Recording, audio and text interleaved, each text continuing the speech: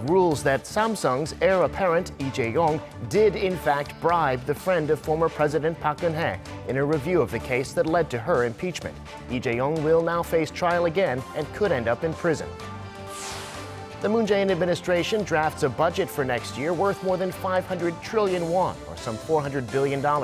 It's a 9% increase with a big boost to defense, diplomacy, and support for the economy. And President Moon urges Japan to be honest about its past, something he says it has never done. And on Japan's trade restrictions, he says they're actually putting Korea on a path towards future strength.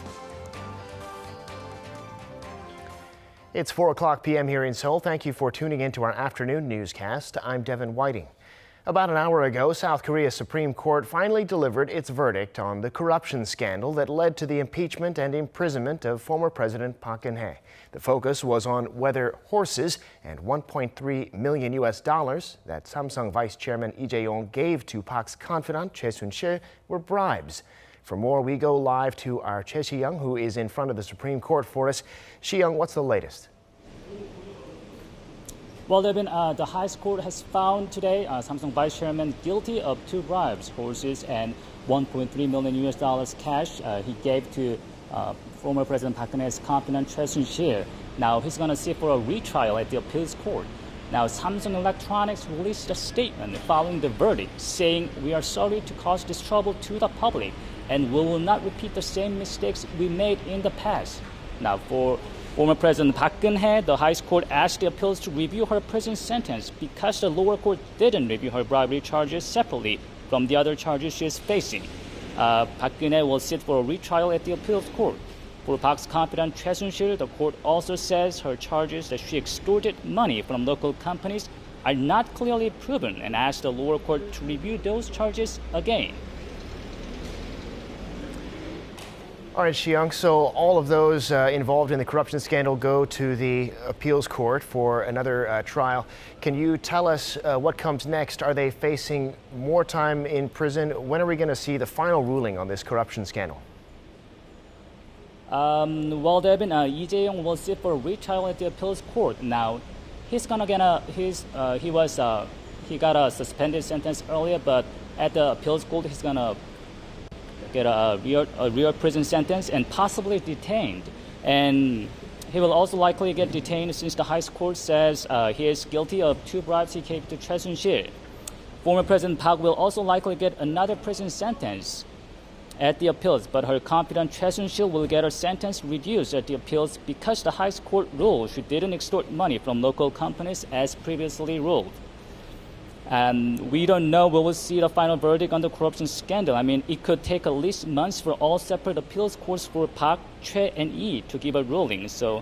But some speculate that we may just see a final ruling around the corner or next year. That'll be all. Back to you, Devin. All right, thank you for that, Jae-yong. We'll check back in with you later on for more analysis.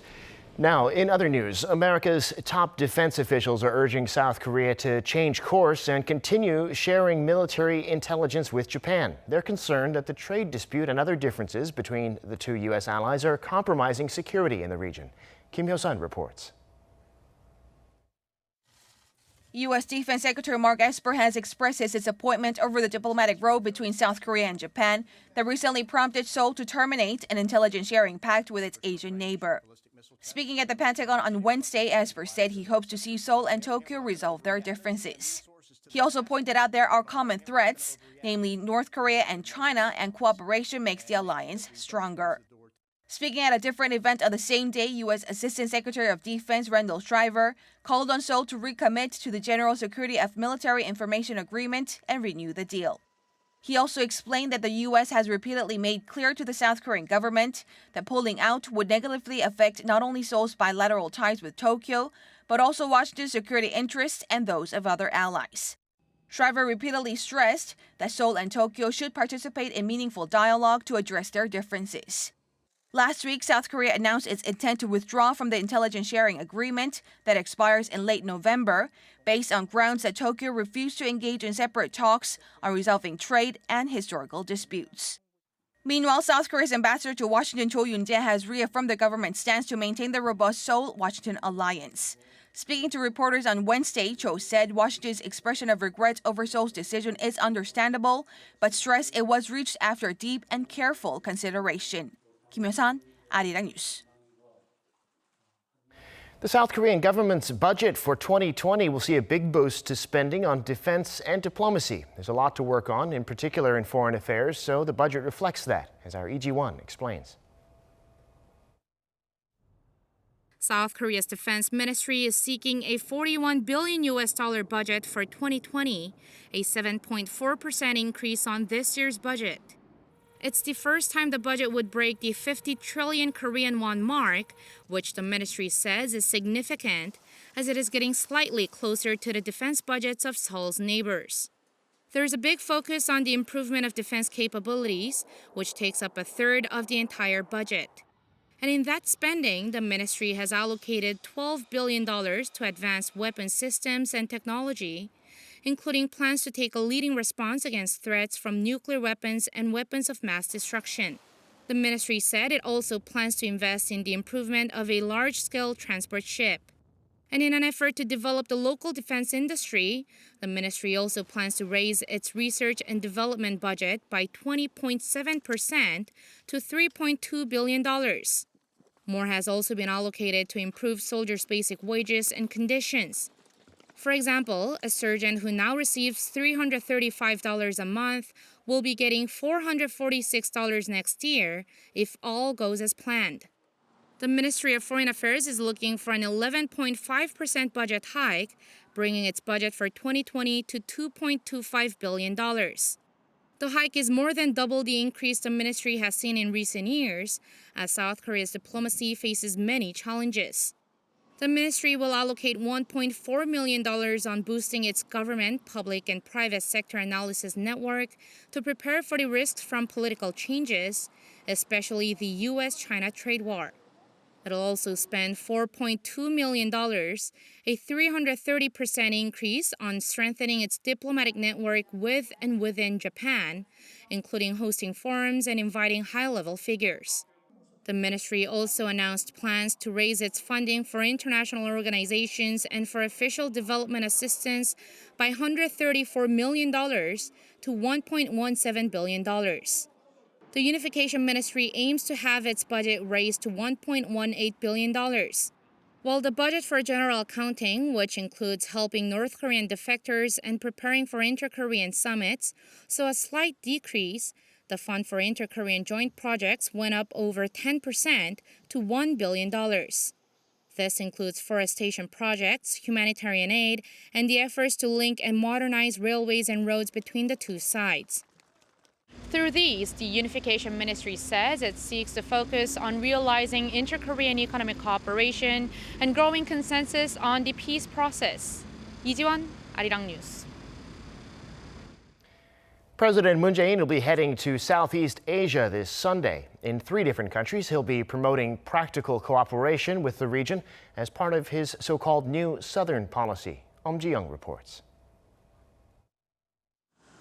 President Moon Jae-in heads to Southeast Asia this Sunday for a week-long trip to Thailand, Myanmar, and Laos, a trip aimed at firming up relations with the 3 nations as well as promoting shared growth. Thailand, Myanmar, and Laos are key pillars of President Moon's new Southern policy aimed at expanding diplomatic and economic prospects. The president's first stop, an official visit to Thailand for 3 days starting the 1st of September. He'll be the first South Korean president to officially touch down in Thailand since 2012. The presidential office said that during the visit, Moon will give a keynote speech at a jointly held business forum on the 4th Industrial Revolution. The trip will also include efforts to build ties in the science and high-tech industries. From the 3rd of September until the 5th, the president will be on a state visit to Myanmar, the first in 7 years by a Korean leader. President Moon will meet with Myanmar's state councilor and Nobel Peace Prize laureate Aung San Suu Kyi and her counterpart Win Myint. They'll discuss their bilateral partnership on sustainable win-win growth and systematic support for more Korean firms to do business in Myanmar. The final stop on the tour is Laos, and that visit will be a first state visit to Laos by a South Korean leader. Visiting what's known as the Battery of Southeast Asia, the president will discuss solidifying partnerships in infrastructure, agriculture, healthcare, and hydroelectric power. Also during his stay, the president will hold a series of meetings with President Bunhong Vorachith and Prime Minister Thongloun Sisleyit. Through the visit, the president hopes to solidify cooperation for a successful South Korea ASEAN summit, as well as the inaugural Korea-Mekong summit this November. The presidential office added that through his tour of the 3 Southeast Asian nations, the president will have completed his promise of visiting all 10 ASEAN member nations during his term. Jae-yong, Arirang News. The head of UNESCO says whether to list the so-called Comfort Women archives on its Memory of the World Register is up to South Korea and Japan. In an interview published Wednesday by Tokyo-based Kyodo news agency, UNESCO Director General Audrey Azoulay said, quote, "We count on their cooperation to achieve sustainable solutions." She added that reducing political tensions is essential for UNESCO to focus on its mandate, and said she wants to respect the wishes of both parties. Regarding the U.S. and Israel's withdrawal from UNESCO last year, following accusations that the organization was anti-Semitic, Azoulay emphasized that it has implemented reforms, like requiring a unanimous vote on decisions regarding the Middle East.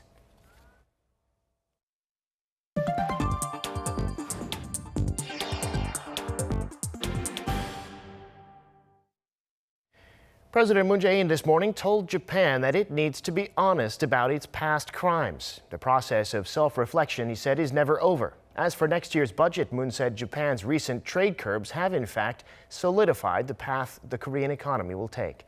Shin Se-min has this report. President Moon Jae-in said Japan needs to be honest, coming out hard against the Japanese government's efforts to link historical issues to economic matters, calling such an attitude disingenuous. 일본은 정직해야 합니다. 일본 정부가 어떤 이유로 변명하든 과거사 문제를 경제 문제와 연계시킨 것이 분명한데도 대단히 솔직하지 못한 태도라 하지 않을 수 없습니다. Speaking during a cabinet meeting Thursday to review the government's budget plan for next year, President Moon said the attitude of the Japanese government towards historical issues has never been honest, and its reluctance to either acknowledge or repent for its wrongdoings only aggravates the wounds of the victims. 과거를 기억하고 성찰한다는 것은 끝이 없는 일입니다. 한 번 반성을 말했으니 반성은 끝났다거나 한 번 합의했으니 과거는 모두 지나갔다는 식으로 끝낼 수 있는 일이 아닙니다. The president sent a clear warning to Japan, even saying it should take lessons from Germany that earned the trust of the international community through its acceptance and sorrow for its past. It's the first time the president has used the term honest in the 2-month period since Japan first initiated its trade restrictions against South Korea, to which Seoul responded last week by ending the bilateral military information sharing agreement with Japan. Pressing Japan over its offensive attitude toward its historical wrongdoings, the president added the South Korean government's budget next year took multiple factors, both internal and external, to devise the record budget of over $423 billion. Moon promised to help minimize the damage suffered by local firms as a result of the export curbs and reiterated that the country would use this challenge as an opportunity to step up. He added Japan's unreasonable trade restrictions have also solidified the path that the South Korea will take in the future. Stressing the importance that the fiscal measures will play in the year 2020, the president said the expansionary budget will help create a foundation for Korea to become an unshakable nation. Shin Se-min, Arirang News. So the Moon administration has announced its spending plan for next year, hoping to boost the economy and mitigate the trade restrictions introduced by Japan.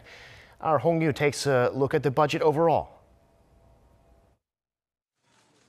The Ministry of Economy and Finance said Thursday that the government will increase the 2020 budget bill by 9.3% to around $423 billion. It's the first time since the global financial crisis that the budget bill has seen an increase of 9% for 2 consecutive years as part of efforts to boost the domestic economy.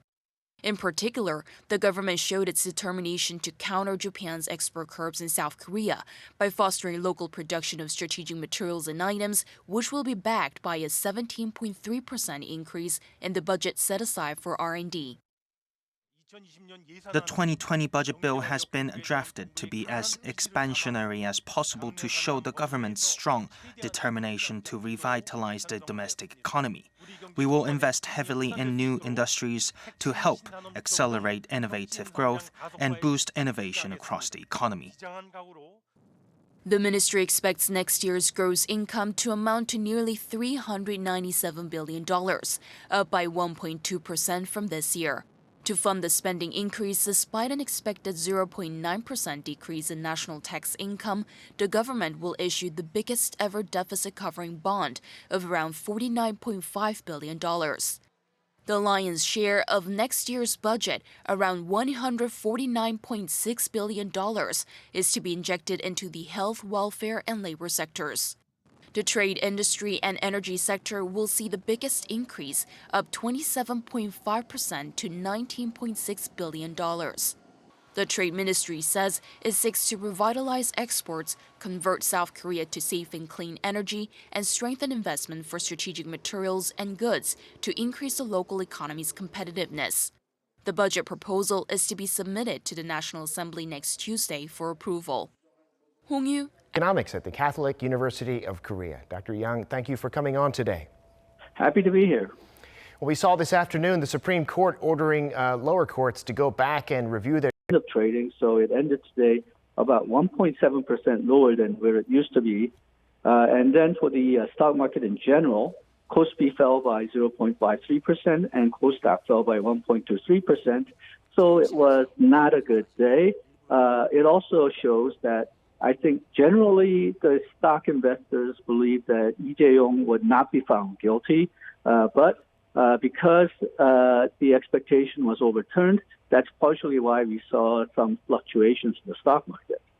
Yeah, but staying with that, I mean, you could see this as being some resilience on the part of Samsung. It could have gone down by much more conceivably, and it was less than 2%.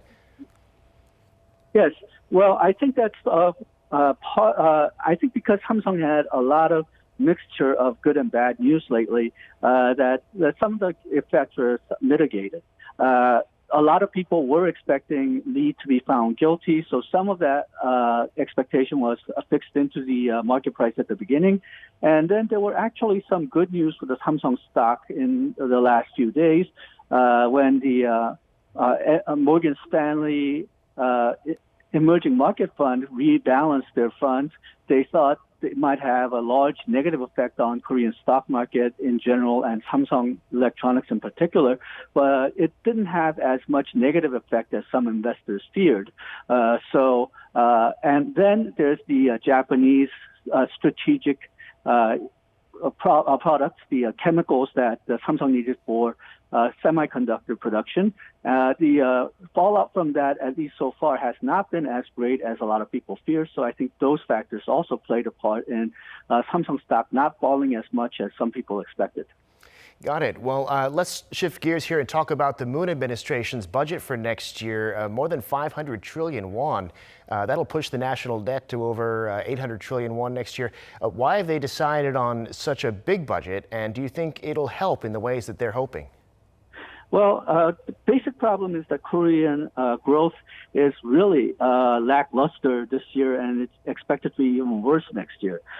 So far this year, the first quarter's growth was minus 0.4%, and then the second quarter was 1.1%, which was fairly good, but still that means that the first half of the year Korean growth was only about 0.2%.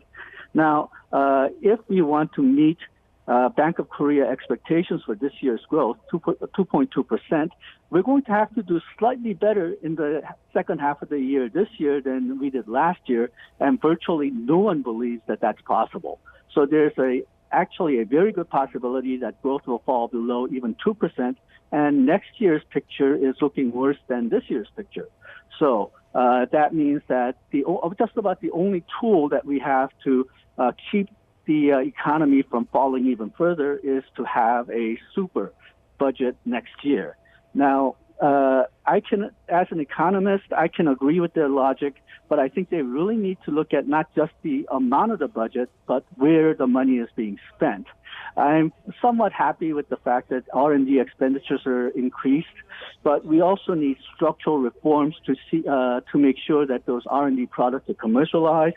And also, the government has increased a lot of budget concerning job programs, but a lot of that is concentrated on 20-year-olds and over 60-year-olds. But we had a really bad record for job growth in 40, 50-year-old people during this year. And if you consider those 40 and 50-year-old people, those are head of households who have to lead families. So perhaps the money could be better spent not on job projects for 60-year-olds or over, but on the prime age workers. Right. I mean, they will be with us for quite a long time. People are living longer and longer. In terms of the budget spending, we've seen the Korean government try to front load it in the past to sort of, as they did with this year's budget. Do you think that'll happen too? I think it'll happen because, well, we are not as sure as what's going to happen in the second half of next year, but we're fairly sure what's going to happen in the first half of next year, and it's not looking pretty. All right. Well, tomorrow we're going to see the Bank of Korea holding a policy meeting in which it'll decide on where interest rates are going. Things have changed since they met a month ago, and it seems like there's a bigger chance now of another interest rate cut this year. What do you think they'll do? Okay, well, right now the market expectation seems to be that the Bank of Korea will hold the interest rate in August and lower it in October. And that's mainly because the Korean won has weakened almost too quickly during the last couple of months, partially because of the problems with Japan, partially because the growth prospects for Korean economy is falling. I actually expected, and I was hoping that the Bank of Korea would lower the interest rate in August because, well, we just had the supplementary budget, and I think it'll have a lot more synergic effect if we lowered the interest rate right before the supplementary budget and right after the supplementary budget. But I can well understand why the Bank of Korea may want to hold the lowering the interest rate off for another month because, well, if the won loses its value too quickly, then it could lead to a lot of problems in the international capital flows into Korea or out from Korea. And we also don't want to create too many problems with the Trump administration. If they see the won weakening too much, they may start complaining about the trade effects. Very interesting, Dr. Young. I wish we had more time to talk about that issue in particular. We appreciate your insights, as always. Thank you. Now, speaking of President Trump, the U.S. Trade Agency has reaffirmed his plans to impose new tariffs on hundreds of billions of dollars of Chinese goods, with the first wave coming into force this Saturday. Jae-yong reports. The Office of the U.S. Trade Representative has reaffirmed President Trump's plans to impose an additional 5% tariff on a list of $300 billion worth of Chinese imports, starting on September 1st and December 15th.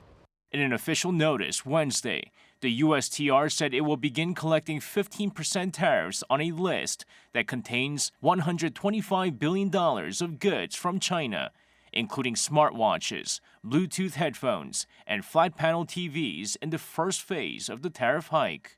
The Federal Register filing indicated a 15% tariff will be levied on the remainder of the list on December 15th, which includes cell phones, laptop computers, toys, and clothing.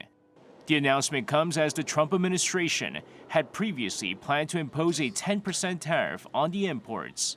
However, Trump announced a 5% tariff increase last Friday via Twitter in response to China's retaliatory tariffs on $75 billion worth of American goods.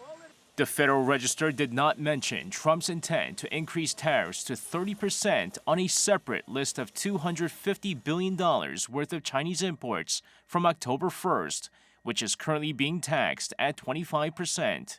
According to a USTR spokesperson, that tariff hike will be detailed in a separate Federal Register notice.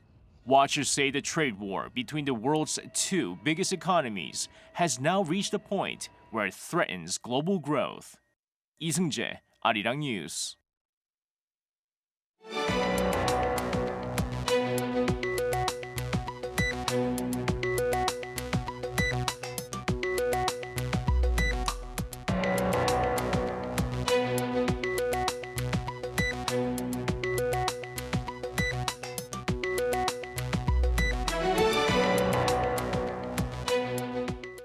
And that does it for this newscast. Thank you for watching.